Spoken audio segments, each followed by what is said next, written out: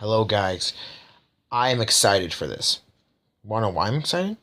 Because this is part one of the Grindhouse season finale. This, if you see, look. Okay, so I'm wearing a green shirt right now.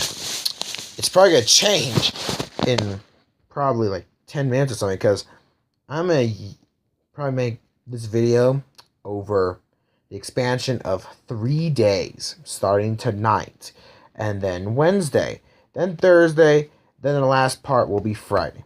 Okay, no, not 3 days, 4 days. So this two-parter season finale special is about surreal and bizarre films. One of my favorite subgenres is surreal films.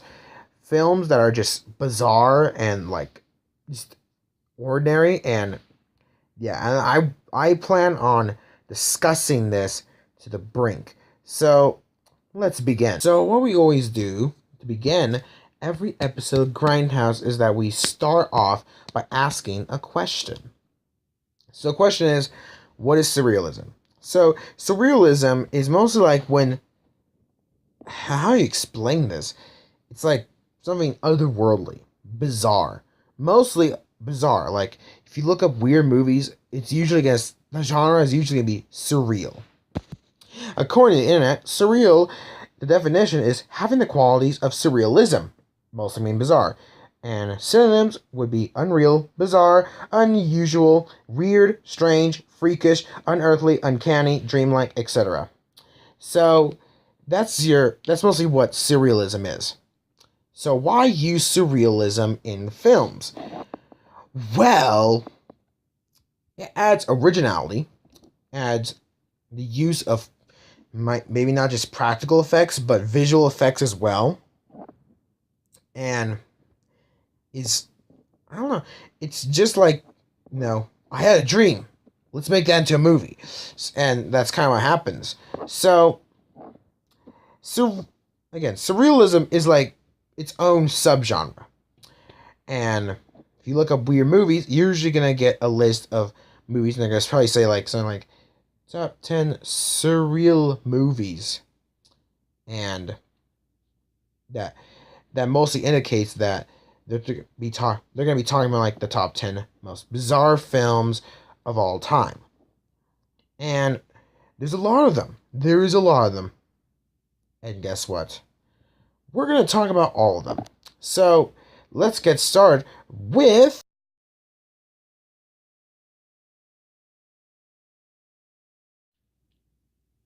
Evil Dead 2 Dead by Dawn. Dead by Dawn. Day by Dawn. It's probably a spin-off somewhere. This movie. Okay, so let me just tell you that the surrealism in this movie is for comedic matter, because this was a horror comedy. If you're a horror fan, if you haven't seen this, do yourselves a favor and watch this movie. So the surrealism in this movie is like, first of all, it starts off like, okay, it's gonna be a normal movie. Normal, probably get some good scares or something like that. Then the demon Deadite kidnaps Ash's daughter. You don't know Ash, that is the main character, and he's like an icon of pop culture now. Okay. And then once spoiler alert, there's gonna be lots of spoilers in this. Once like the Deadite actually possesses his girlfriend's corpse and makes her like dance around and everything, and even like rip off her own head, that's when the surrealism and the bizarreness starts. And it just keeps going and going until the movie ends. Oh my god, this movie was fun. I was just like, oh my god, because I bought like the 25th 75th anniversary edition Blu-ray of it at Walmart for like $7, and I do not regret it. Like, if I feel like, oh, I want to watch something surreal, I'm like, okay, Evil Dead 2, you're gonna be on my playlist. So what it does is that it blends like these weird moments with like things like blood, and that's it, blood. into this really crafty and actually quite funny, campy 80s cult classic. It's just amazing. It's a good movie. I love it. This I should have called this the top 10, my top something surreal movies, but you know what? We're not gonna do that. Next movie is a movie that you probably didn't expect to be on this list, and that is, so just like with Evil Dead 2: Day by Dawn, Dead by Dawn, Dead by Dawn. Um, it's a comedy. It's a horror comedy, and the surreal bizarreness of this movie is for comedic factor. But considering that it's one of the it's an entry into the Texas Chainsaw Massacre franchise, this makes it funnier to me because, like, if you watch like the original, which might or might not get a spot on this list, who knows, and the others, then you would know that this movie is kind of usually serious. So for them to actually take a serious franchise and make a horror comedy like into a make the sequel into a horror comedy, that kind of takes guts. That takes guts and balls and brains. So this movie ended up being one of the most bizarre things I've ever seen. Just like the characters, especially like the I forgot what they're called, the Chainsaw Family, whatever they're called. Um, and then like where they live is this like weird amusement park, abandoned amusement park thing. It's so cool and weird. I love this movie. Again, I bought this movie like at this DVD store. There was this DVD store that my uncle took me to, and I believe Alabama, and he was recommending it to me, and so we finally went there, and there were like all these there's a room full of like old DVD, like, okay, DVDs are like old 80s horror movies and stuff, and I picked up that one and the movie that's next on our list, and that is,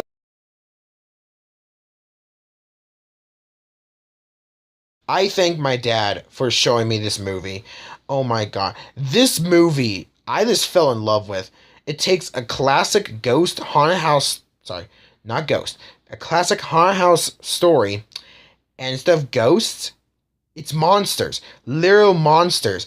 And I just gotta praise the freaking practical effects and makeup effects of this movie. Like, that was just amazing. Oh yeah, who made this? Sean Cunningham. You probably don't know who that is. He is the director of the original Friday the 13th. He is a genius for making this movie. This movie is fun. It's awesome. And apparently Sean Cunningham is talking about making a remake. So, eyes out for that. Alright. So, our next movie is, film had to be on this list. That is Possession. Not The Possession. Now, this movie was made in 1981, and it has Sam Neill. So, this, you think, oh, Sam Neill, a movie with Sam Neill must be, what you call it, must not be that weird. He hasn't been in that much weird movies. But you would be wrong. Okay, so this movie is, why it's called Possession is like, I don't know. I don't know if it's a demon or an alien or what, but it's this woman, I guess, is like kind of pregnant with this creature, and she like starts like kind of it kind of looks like she's being possessed by something, and then like freaking, oh my god, I don't know, and then like there's multiple, this like the creature is, why, I don't know, but it's it's a weird film. It is a very weird movie. Uh the Sam Neill is, I guess you could say, great. But it is a very weird movie, and it's like, okay, this is bizarre, but it's weird. All right, don't believe me? Go check it out. All right, now time for our next movie. Our next film is a little B movie gem, which it's body horror and an alien film. That is The Thing. No, I'm just kidding. That it is the movie.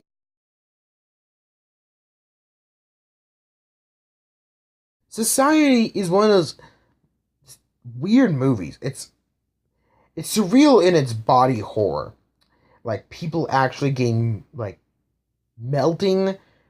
There's literally a scene where a guy's eyeballs come out and two fingers come through his eye sockets and like a thumb comes out of his mouth and it's like ah, and it is weird. But then there is this.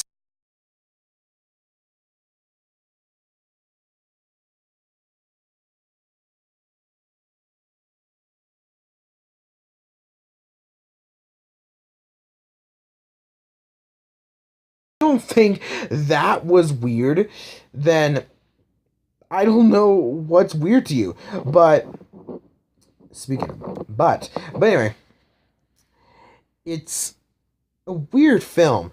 Like they it's kind of like they wanted it to be a weird film. Like if you can tell it was like it wasn't weird like accidentally. It's like let's just make a weird film. Let's make this movie one of the weirdest, most bizarre things we can ever make. And then there's like, okay, and then yeah. It's a weird film. Very weird, but also very entertaining. It was funny, it was gross, it was disturbing, and yet it was also still weird. So, yeah. Society. It actually, it's actually been re-released to a 2-disc Blu-ray edition, so if you guys want to see it, there you go. Alright, next movie. Our next film is one that actually came out recently, and that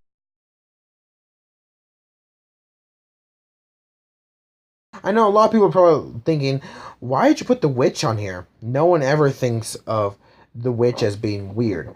Well, The Witch had its moments. So, just like with any indie film, there's usually going to end up being a very surreal moment or two, because that's usually what happens in indie films, and that's what makes them so great. The Witch has many of them, and these surreal moments are just eerie. But this movie is so awesome and so beautifully crafted that it's like, I know I'm watching one of the weirdest things in my life, but I don't care. I just don't care. It's like, this movie is so beautiful. People just need to see it. That's what I think. It is a good movie. It was a cool. Actually, it's a better movie to see it in theaters than actually in like. Oh, okay, I'm gonna wait till it comes on the Blu-ray, but it's better to see it in theaters. Yeah, I recommend The Witch a lot. It's a good movie. To me, it was a good movie. I know it's not everyone's type of movie. A lot of people won't like it, but you know what? If you haven't even seen it yet, I say you should give it a chance, and maybe you'll like it. All right? Okay. Next film. Next movie I have is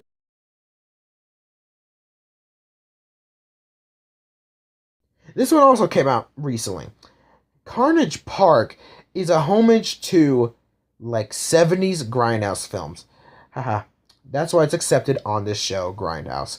So, but it's weird because of its flashing images, random moments, and just bizarreness. And it's like I said, it's even though it has a good story, good acting, and like it has its non-weird moments, but it's also has lots of just like bizarre, surreal moments, and that's why it's on this list. So yeah, but if it had more of these like surreal moments, then it'll probably be higher on this in this video.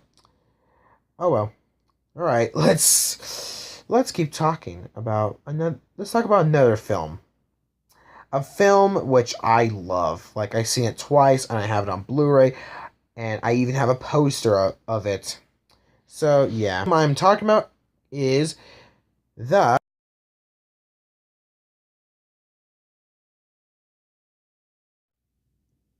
This movie is, like, I have never seen anything like it. It is very, very surreal. It has, like, mostly whenever the creature comes into the movie, that's when, like, the surreal starts.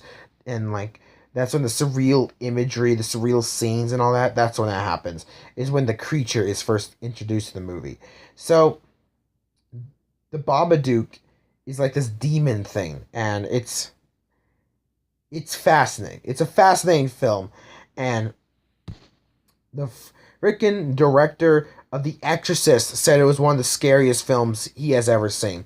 The Exorcist, the movie that's been dubbed the scariest film ever made, actually said that was one of the scariest films he's ever seen. Well, I didn't think it was scary. I thought it was a little unnerving and eerie. Like, the surrealness made it more eerie than it probably would have been if they didn't have, like, surreal moments in it.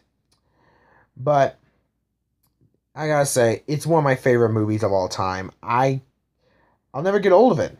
And that's the Babadook. I do really recommend the Babadook. I believe it's on Netflix and that stuff. Alright. Well,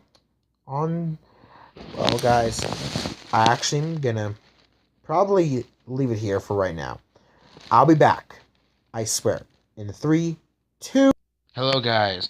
It's a new day, and I'm gonna record the rest of part 1 of my season finale of Grindhouse, and the theme is surreal and bizarre films.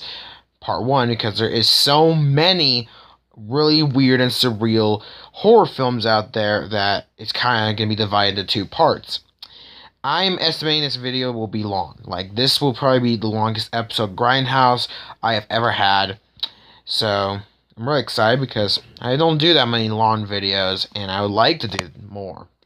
So, let's get started. Our first film is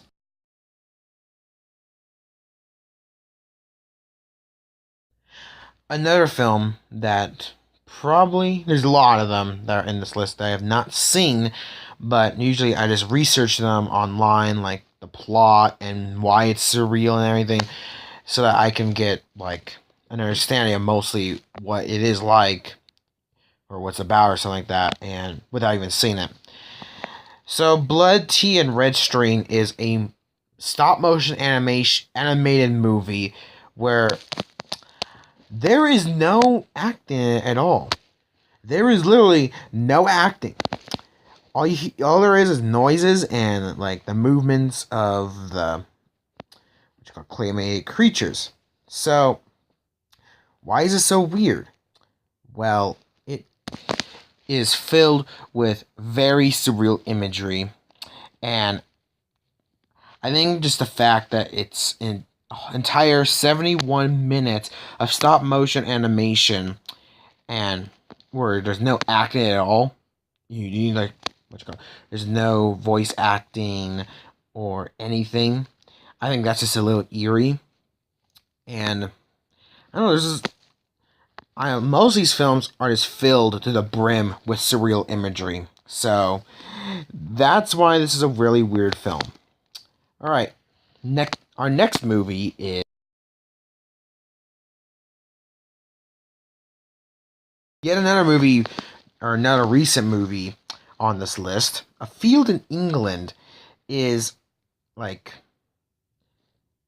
I just want to say that I believe the surrealism comes from, because I don't know, it's like his alchemist gives these soldiers, like, alright, so I had a jump cut because I had to read more about it. So, mostly, this alchemist guy, who I guess is the bad guy, captures these men and forces them to dig in this field for a treasure that he believes is somewhere buried in this field. While in this field, the alchemist, I believe, gives them drugs, which makes them see these really vivid imagery in it, and really weird like visions and daydreams and hallucinations and all that, and that mostly the entire movie is built up upon those hallucinations and nightmares and yeah. So it's a very weird film. I mean, like, I think because most of these weird movies, there's usually like some sort of purpose behind them. Well, A Field in England is, oh, I think it was like unexpectedly weird. I mean, because like with a subtle story and a subtle name like A Field in England and the story I just told you about, no, it doesn't seem like anything weird or surreal would happen. But again, it does, and that's why it's on this list. This movie is a very beautiful masterpiece. It's all done in black and white. Like, there's no color in it at all, which is awesome. So, yeah, I recommend this movie a lot. It's really awesome. Alright, so our next movie is... As far as documentaries go, usually they don't get surreal. They don't get surreal at all, and that's why I love this documentary. I mean, sure, a lot of people didn't like it because it probably stars the actual death squad leaders that did these incidents, and like kind of like has them perform like what you call cinematic representations of them killing these innocent people. But I mean, it's like there's no other documentary like this. I swear, there is no other documentary like this.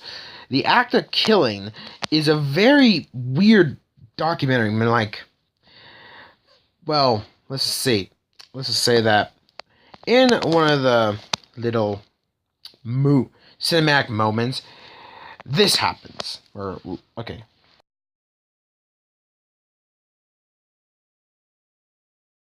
This movie is pretty disturbing.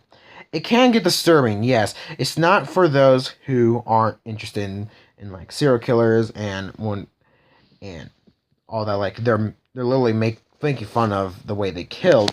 But to get past that, it's a really beautiful movie, and it's just, again, it's weird. It's very weird and very surreal, but at the same time, it's a very beautiful movie. Not the story, a beautiful movie, and it's well made, and I think it's worth the 115 minutes it is. And I believe it's on YouTube if you guys want to rent it. So, okay. So, our next movie is...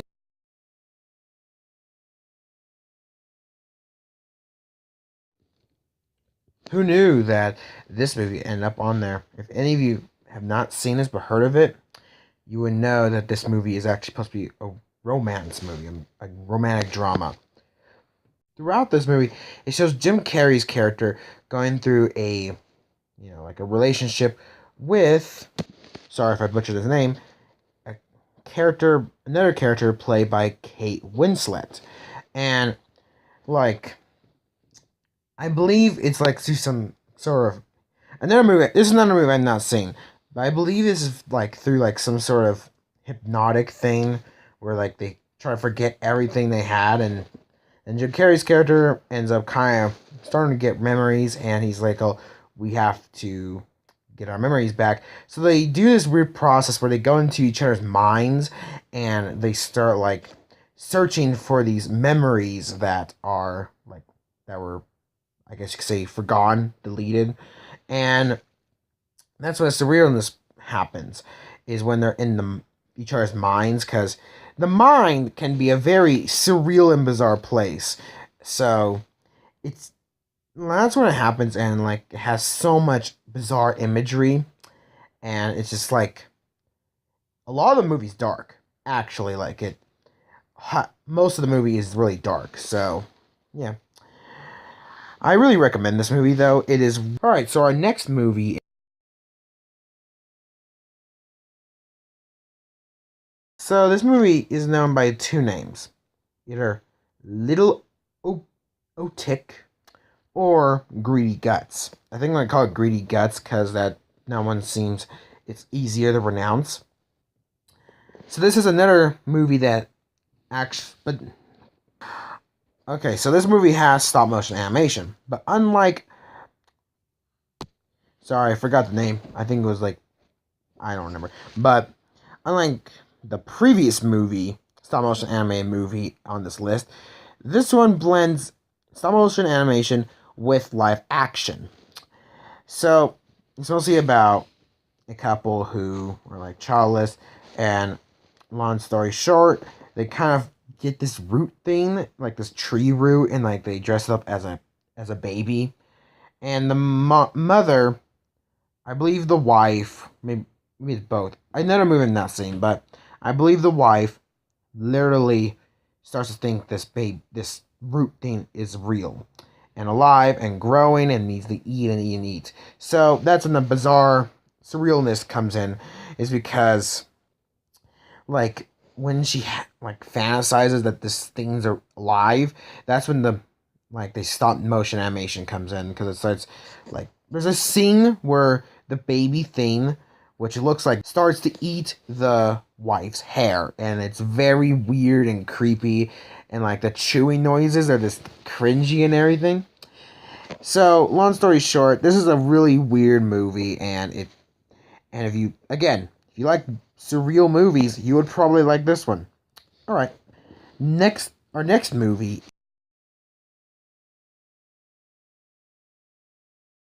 This movie is sort of a biography movie.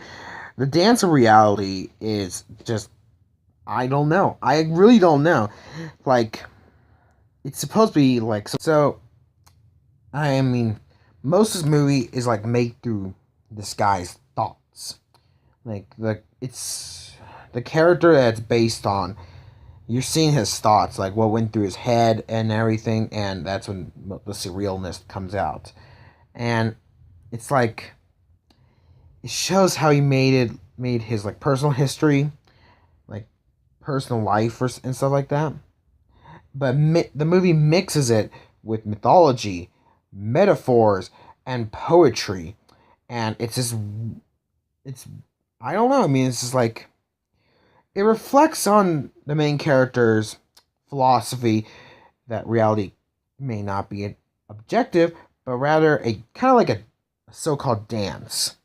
So yeah, but I cannot explain how like the surrealness happen like affects the movie, because I really don't know. It's just one of the weirdest films, actually one of the weirdest biography films that are out there, and it's just like it's out. Like I said, it's out there. It's a entertaining film, and it has lots, and lots of surreal and bizarre moments.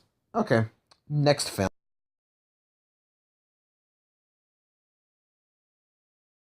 So I've been noticing a trend that mostly all these movies are like freaking long. None of them are like, not really any of them are like maybe like 90 minutes or something like that. They're all like 100 and over 100 minutes. So this movie, which is called Holy Motors, if you didn't know, it's kind of like following this, I guess, this mystic man, and he has like his shadowy life. And this guy is weird. His life is weird. It's a pretty weird life. Like, I can, again, it's hard for me to explain the weirdness of this movie, but I'll try. So, there's a lot of animated things in this movie too, but it's, I, okay, maybe I'll fail at this one, but like, there's this instance where there's these random people wearing like green expressionless masks for no good reason, and I'm again, it's another movie. It's hard for me to explain because it's another movie I have not seen, but you know, it's just out there. Again, it's another movie that's just out there. I just kind of researched a little more about this movie, and I guess this guy, the mystic man it's following, whose name is Oscar, lives these multiple lives. in Paris, and I'm gonna read to you these multiple lives. So he is like first life is like a vagrant, someone who has like no permanent home and kind of just wanders through the place. Then a beast. I don't know how that fits in anything. Then a hired assassin. Then a father and a lover and a lover. That's mostly it. So he lives these multiple lives. I don't know if it mean like split personalities or it's just this him living these lives, but I can just tell you I'm again not seen this movie, but I'm sure it is super weird. Alright. And our next film on in this video is another surreal documentary. But this time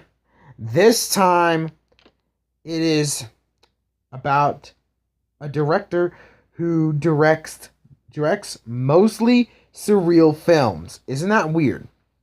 So, a documentary about a guy who directs surreal films ends up being one of the most surreal documentaries ever made. Isn't that weird? So if you didn't tell by the poster I showed you, like there's a thing where it talks about like horses getting frozen and like only their frozen heads are the only thing you see of them, and it's also pretty funny.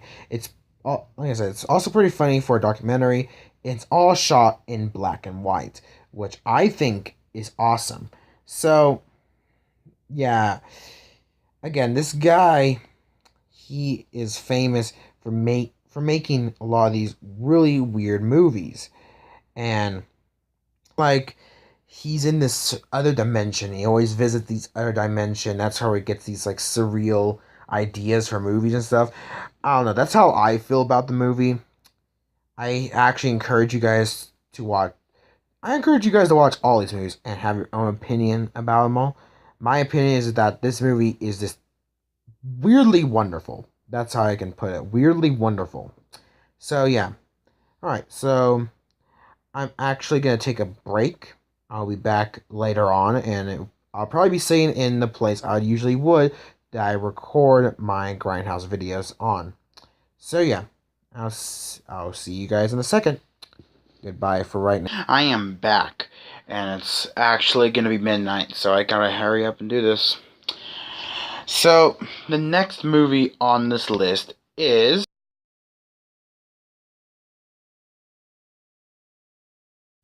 So, Altered States is not just a bizarre movie, it's also a body horror film, which I actually do love body horror films. I think they really are the ones that can truly scare people because yeah, I love seeing ghost movies. I do believe in paranormal, and that's why I see those, and that's why it kind of scares me though with those and some serial killer movies. But I think body horror films do it scare me the most because just how it's like it can easily happen, like with diseases now being discovered and everything. There probably are diseases that could alter our DNA and make our like bodies change or something like that. And but Altered States is a different type of body horror film, as most are like from either diseases. There are those few random like movies where the body horror comes from someone experimenting on themselves. And that's what Altered States is. A doctor who experiments on himself using this deprivation tank. I forgot what they called them. And he starts going takes this new drug that he discovered while he was like in Mexico, and starts to change his body and like mind and everything. Like first he becomes a caveman.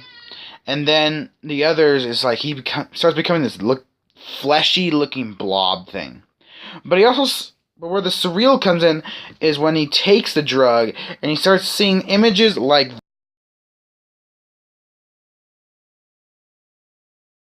that's one of the weirdest things in this entire movie. And that is one of the most iconic images from this entire film.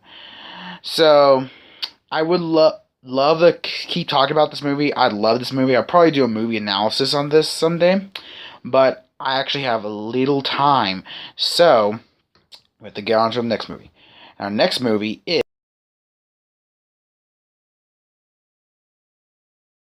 Videodrome. Is a David Cronenberg movie. It's also a body horror film, and so mostly it's about like this weird broadcasting thing that broadcasts these really bizarre uh porn films, I guess. I mean, I guess they're that, but and it starts and the guy who has like the broadcast it and everything, it starts affecting his head, and like he like I don't know, he starts changing. Like his body starts changing and everything, and he starts seeing all these like visions of like the TV changing and all that, and it is weird. But if you are a true David Cronenberg fan, you will know that this is his style of film. And I explained this in another movie. I think it was the It Follows analysis. I hate that movie, where I explained that unlike most horror movie directors, he uses sexual thing like sex and nudity as because there is a phobia. I think it's called genophobia, where it's the fear of sex, and he uses it. And in an interview for like a documentary, I believe it was this one. Sorry if you can't see the name that much. It's called The American Nightmare, and like it talked about where he was saying that. Sorry, my cat. Anyway, it talked about where he was saying that he kind of liked using nudity as a way to unnerve people because he knows that mostly people who suffer from genophobia would get so uneasy by this, and sorry, hold on. He knows that it would get uneasy them, make them uneasy, and that's what he tries to do with his films, mostly his body horror films. He wants to make the viewer uneasy. So, yeah, I think that's smart, and this movie is a good example of his use of that.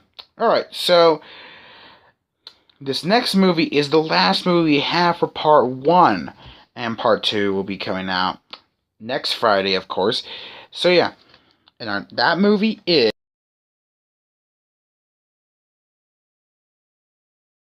I know, a lot of people are probably thinking, what's so weird and surreal about Donnie Darko? I mean, unless you've seen the movie, then you would know that it's a pretty weird movie. So, it has a lot of imagery and this, like, actually, there are some eerie moments, especially with one of the characters. I say it's like, I don't know, maybe a villain or something. I like to say it's a villain. A lot of people think it's just a regular character. He is Frank, the infamous Frank the Bunny. And, like, a lot of the moments with him are the most surreal and eerie moments of this entire film. And then, of course, you have, like, the freaking weird worm-looking time warp things coming out of people's, like, chests and stuff like that. And it's a totally bizarre time travel movie. That's why I love it, because it's so unique. That's what makes it unique, is that it is something we have not seen in a time travel movie before. And then, of course, it got a really crappy sequel, which I hate, but you know what? This movie will always live on. Maybe they'll do something like they did with Blair Witch, where the Blair Witch Project, the first one I thought was awesome, and then the second one was total crap, needed to be destroyed. And then the new one, which I consider to be the new second one, was this totally blew my mind away. Maybe they'll do that, and they'll revise this, make this maybe into like, not a franchise, but maybe just like a 2-movie like trilogy thing. And yeah, and do it right, unlike what the sequel to Donnie Darko did. But it is a very bizarre movie. Jake Gyllenhaal does an excellent job at playing Donnie Darko. This is actually one of his first movies that he's ever did, and before this, no one really knew who the hell he was. And then after this, kind of launched his acting career. So yeah, there's a little fun fact. So that is all I have for part 1 of this two-parter season finale. All right, I don't think this video is as long as I was thinking it would be, but hey, the next one might be longer, okay? And I did say like I was gonna get a new intro. I might have to do that for the next part because yeah, like I said, I really didn't realize how late it was. So yeah, I'm gonna end it here. So please like this video, please subscribe, and I'll see you guys later on tonight with the midnight vlog. Alright, goodbye.